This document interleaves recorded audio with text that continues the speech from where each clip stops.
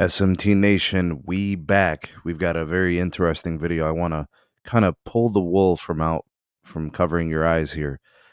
We just got this huge announcement from T-Mobile and SpaceX, which now have formed a bit of a partnership in which T-Mobile is going to address emergency coverage for messaging. The end game is to potentially support calls and possibly data sessions in locations where you really don't have coverage.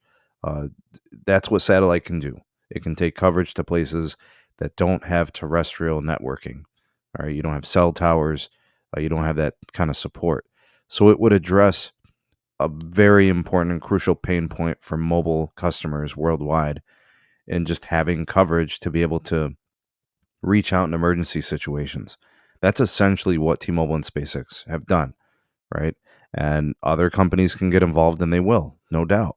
There's some questionable things about SpaceX that I've thrown around. I have my doubts about their execution. This is slated for a 2023 launch of some sort, and with SpaceX, nothing is guaranteed. They have not really done a good job of fulfilling orders for the Starlink service, and I've just encouraged others to kind of pump the brakes a little bit. When it happens, it happens. It's great. It's innovative. We love it. We support it. And we want to see it happen, right? Definitely, we're positive in that respect. But just keep a realistic expectation here. All right. So pump the brakes. But what I want to kind of show you guys is that this is not some new concept.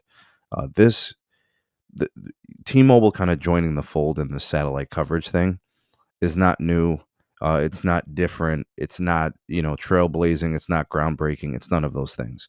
I want to show you guys a couple of articles that I covered on the Patreon page last year. Okay, so the first article, most recently, the Verizon deal with Amazon, with Kuiper, I forget how to pronounce it, making plans to launch 2 LEO satellites. These deals that, like, say, for example, Verizon and Amazon have in this example, this is essentially doing what the T-Mobile and SpaceX Starlink service partnership is going to be.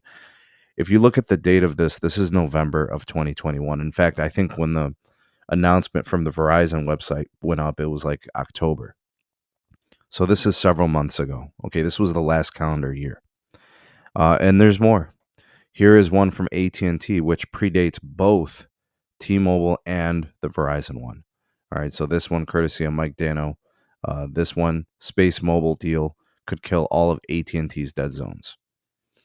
So what I'm kind of explaining to you all, and I think for those of you that want to objectively view this, companies have been looking into satellite support for years.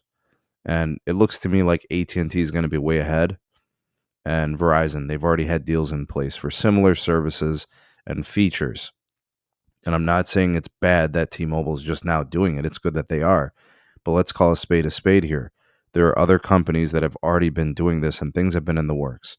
Chances are both AT&T and Verizon are probably further along in this development, and they're probably also going to launch with a better service in terms of a feature set. Now, what T-Mobile can do and they're likely going to do is they're not going to charge for it. That's the T-Mobile way. They could turn this into an uncarrier event. Hey, we're going to include this in our Magenta plans. You get it with Magenta MAX. You get it with the regular Magenta. Maybe it's not included in, the T-Mobile One and the Simple Choice and some of those legacy plans. Maybe it's not even on the Essentials. I don't know. But that would be a way that they could uncarrier it if indeed AT&T, charges for it or Verizon charges for it, which that is possible. I'm not gonna say that's out of the realm of possibility. But just calling a spade here and kind of removing the wool from your eyes, because what happens with T-Mobile, I think a lot with the media, is T-Mobile's the media darling. All right, they are the absolute apple to the eye of the media, and the media eats from their hands. And I think what they're doing with this announcement is they're generating a lot of buzz. It's fun, it's exciting, it really is all those things. And Verizon and AT&T would be wise to learn from T-Mobile. They could publicize these same types of announcements and features and things, but they chose not to. If you look at this AT&T story, This was just a story covered on light reading that probably got very few hits. Look, no comments. You know, here's this one from the telecompetitor about Verizon with the similar. I mean, there's these stories got no coverage. Nobody cared. I mean, maybe some people out in rural America and these extended areas were excited about these things to have the potential support. But it harks back to this thing. You don't want to be out here caught sucking the sack. With T-Mobile and getting tricked and duped by marketing. They're very good at what they do, and they have a very strong marketing presence. But we're here to call a spade a spade. Objectively speaking, Verizon beat them to the punch by almost a full year. The story is dated from November and October. Here we are in August of 2022, and Verizon had this in the works in similar time frame a year ago. And AT&T goes back even further than that, July of 2020. Right? So innovative in the sense that it hasn't been executed yet from any other carrier, and it hasn't been executed by T-Mobile either. They're given a time frame of 2023.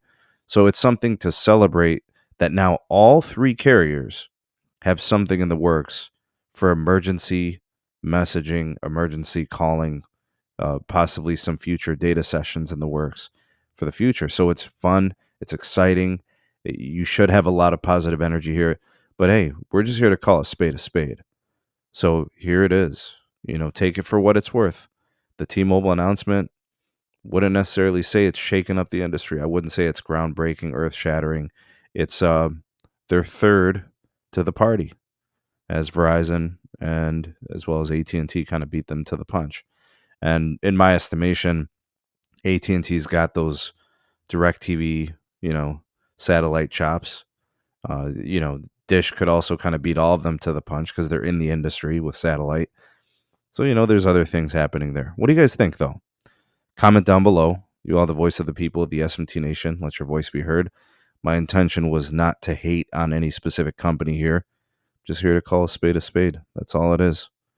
All right, so no need to troll, no need to name call. I'm just not going to be out here sucking the sack. It's not my style. I don't do those kind of things. So comment down below. You all the voice of the people, the SMT Nation. Let your voice be heard. Like, share, subscribe for more. Check out some of these other videos down here at the end card. All my stuff from my community is down in the description box, my Patreon page, as well as my Twitter handle if you want to reach out and be a part of that. And then my Gmail address for business inquiries only. Thanks for watching. See you on the next one. Peace.